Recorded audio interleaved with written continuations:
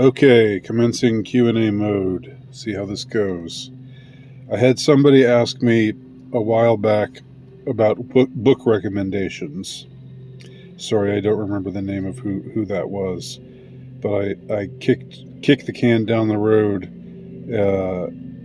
and said, it wasn't really relevant to the video that I'd recorded that this person had commented about, but I said when we got to the Q&As, I'll cover it there. Now, I find myself kind of at a loss as far as book recommendations go, in the sense that I don't know what are you looking for. I'm a literature sort of maven, of course. I taught English for several years, including literature courses. I felt very privileged to do so. Hopefully I'll get to do that again sometime, in some capacity. But I don't know. Do you want the great books? I mean, I can tell you what some of my favorites are. I heavily influenced by Dostoevsky.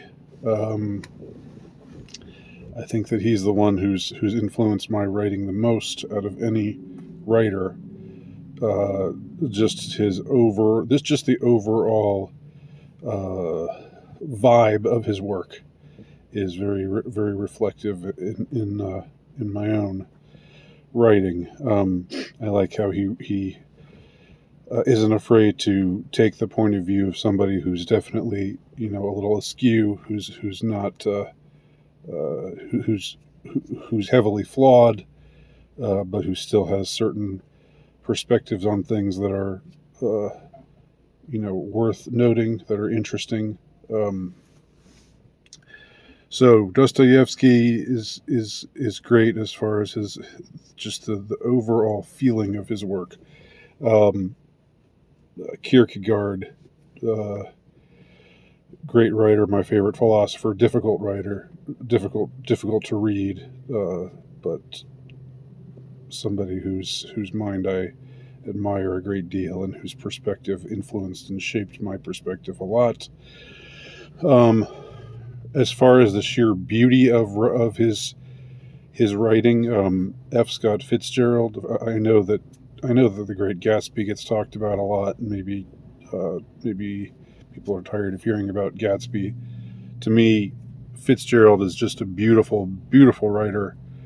I don't know if I know another writer in English, and that's just from what I know. So, there are others who know a great deal more than I do. But out of all the writers that I have read and experienced, he's the one who I believe is just has the most intoxicating style of writing. You read it and it's like inhaling perfumed air. It's so beautiful. Okay, let me see. Others: Joseph Conrad, author of Heart of Darkness. Great writer. I know some people find him very dense and difficult, but he was a genius. He wrote he was Polish by background, and English was actually the third language that he learned, and he became a great master of it, writing such things as Heart of Darkness, Lord Jim, and others. So these are some writers that I like a lot. I don't know if this is what you're looking for as far as books to recommend. I would say start with the Bible. If you haven't read that yet, and I haven't read it from cover to cover, I'll admit that myself. But that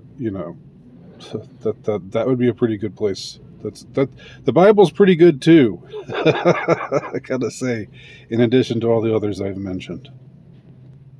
So Scott Terry, who writes me sometimes and who it's always good to hear from, he wrote me this interesting response under my How Was Your 2021 video, which I also kicked the can down the road to Q&A. So I'm not sure how I'm going to answer this, but I'll do my best. So Scott talks about reading John Cryer's autobiography. John Cryer, the 80s actor. I guess he was a comedic actor into the 90s too, with the 2.5 Men. I never watched that show, but I know he was in it, and that he's done. I've never watched it, but I'm not looking down on it. I know he did pretty well for himself, so good for him. And he was hilarious in Pretty in Pink. Great iconic role as Ducky. So Scott writes, I'd never seen Pretty in Pink, but after reading Cryer's discussion of the movie, the clashes with Ringwald, etc., I didn't know about that. Don't know what he and Molly Ringwald argued about. I watched it last night. I just didn't get the movie. Sorry. I just didn't get the movie. Do you have any light to shed on this? Why was it popular? Why was Molly Ringwald a thing? I don't get why there were punks, quote unquote, or why there were so many fedoras. Maybe because I was born in the 80s and the culture of the time was unintelligible to me. Maybe the movie was only a caricature of 80s culture. Can you make Pretty in Pink make sense?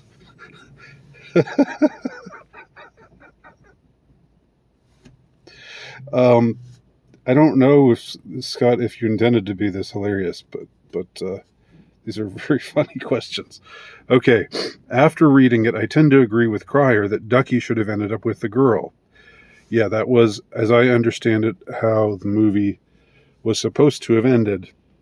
But the audience didn't like it. They didn't like seeing Molly turn down the good-looking, handsome guy, even though he turned out to be a moral coward. So they wanted to have it instead what was his name? That Andrew McCarthy, that his character kind of learns his lesson, and then Molly's character gives him a second chance, which is how the movie ended. Scott says, I agree that Ducky should have ended up with a girl, but that seems to speak to the changing generational narrative about the relationship between economic classes. I don't know. You might be complicating things just a bit here. Yeah, he was a rich dude, and Molly and John Cryer's character were from the wrong side of the tracks. That's true, but I think it just comes down to wanting to see her end up with the hot, good-looking guy. That's what the audience wanted, and they didn't want to see her end up with the nerdy guy, even though they loved him. They just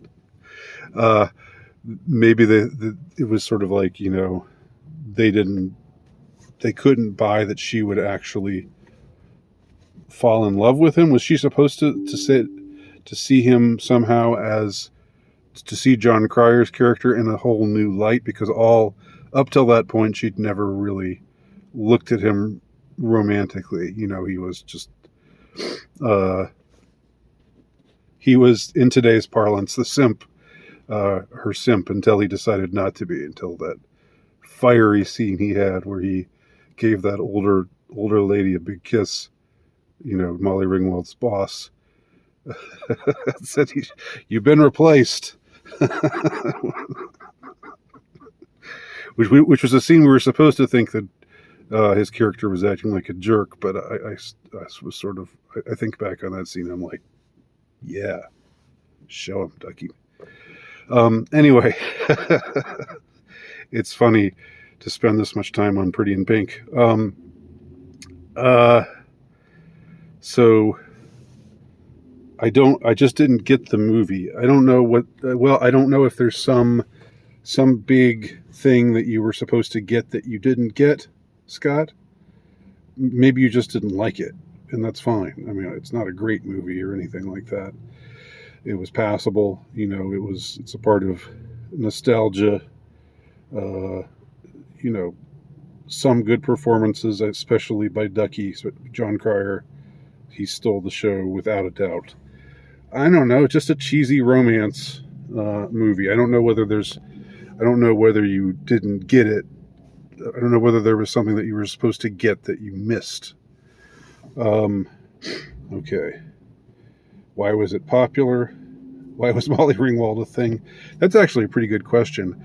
I don't know if Molly Ringwald would be a thing today. I don't mean to be mean or anything, but I don't think she's pretty enough today. I think in the 80s you could sort of be not like absolutely gorgeous and still be a thing, still be a sensation like she was.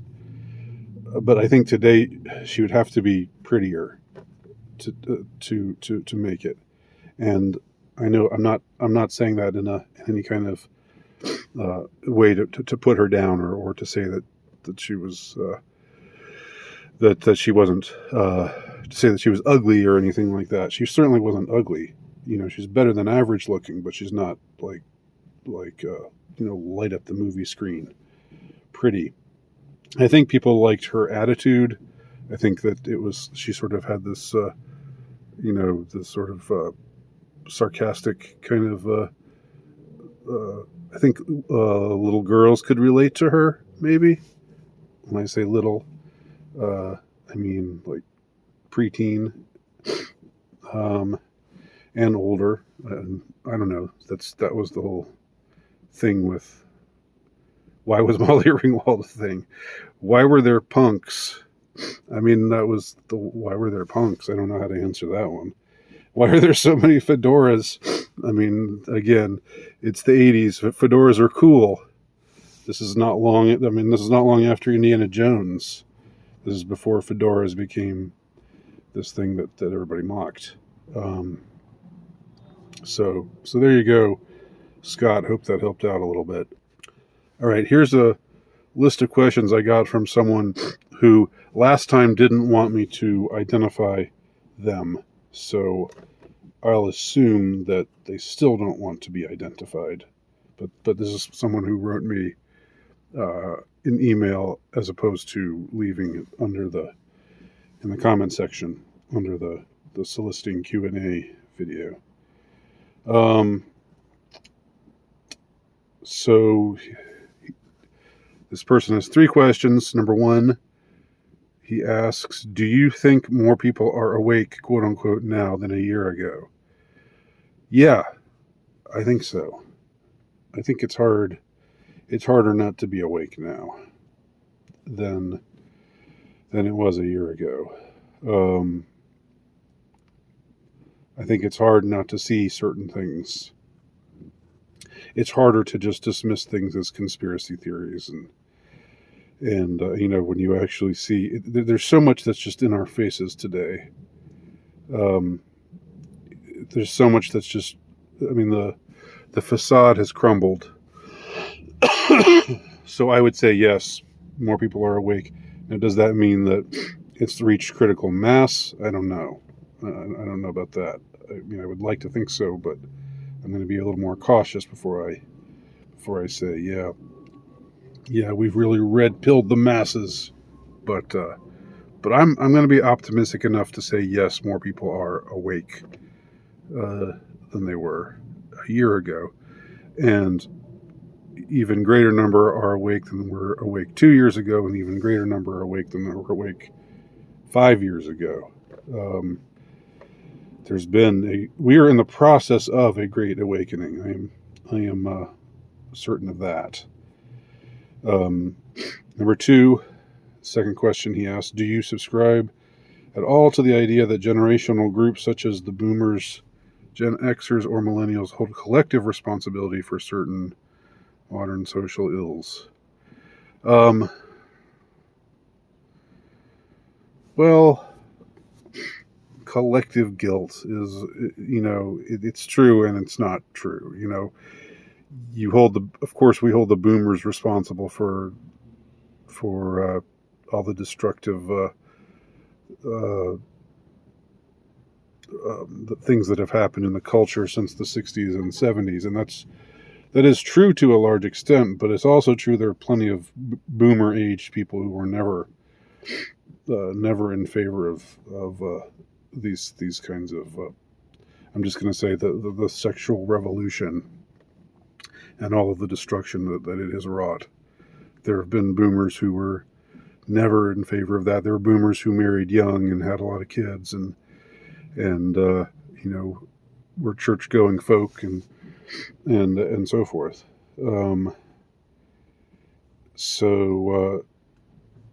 But I mean, I can see how collective responsibility can be assigned in a way as long as you are cognizant that there are exceptions, plenty of exceptions. Number 3, he asks, are there any people with whom you agree on most issues but dislike personally, or vice versa? Yes, there are people like that. But I'm not going to dwell on people that I agree with on most issues but dislike personally. I think I don't like to go public with feuds, but those who know my history will know there have been a couple of people like that, or vice versa. Are there people that I like personally but disagree with on most issues? That would definitely be true, although I can't think of anybody like that off the top of my head. But yeah, there are definitely people who I think we should separate out someone's personal likability from what they believe or what they in many cases people come to believe the things they come to believe for reasons that they don't even understand. So I believe in having goodwill towards everyone except those who have shown themselves to be intellectually dishonest, in which case I don't think we should dwell on hating them, but I think we should be aware that they are dishonest people. But I really think this whole tendency to want to dismiss 80 or 90% of the human population is not a good idea. Not a good idea. Rethink that. I get if you're in a certain mode where you can feel a certain way, feel alienated in a certain way, but I don't think that's a good way to be, and I would encourage anyone who is in that mode or in that frame of mind to rethink your perspective. All right, I'm going to end this first part of the Q&A session at this point, and move on to the rest of your questions soon.